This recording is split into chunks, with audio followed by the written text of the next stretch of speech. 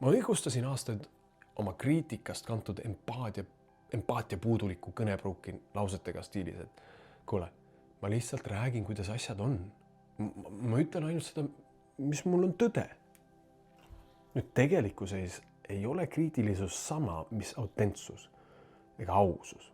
See on hoopis alla surutud ja läbitöötamata viha ja hirmu teadustamata väljaelamine.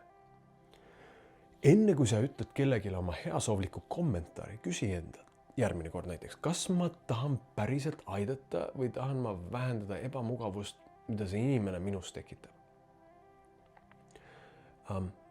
Võib-olla sa näed oma veidi ülekaalulist sõpra ja sinu kriitik tunneb kohest vajadust talle meenutada, kui oluline on tervislik toitumine.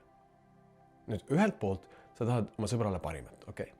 Aga see kommentaar tuleb kriitikult, kellel on vaja enda ebamugavuse mitte tundmiseks muuta teisi enda ümber.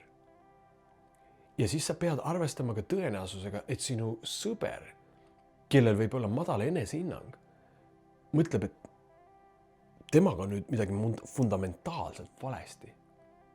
Ta on paks, isegi sina märkasid. Ja mida sa niiviisi saavutasid? Sa ei muutnud oma sõpra tervislikumaks. Suure tõenäosusega tegid sa ta enda suhtes veelgi kriitilisemaks.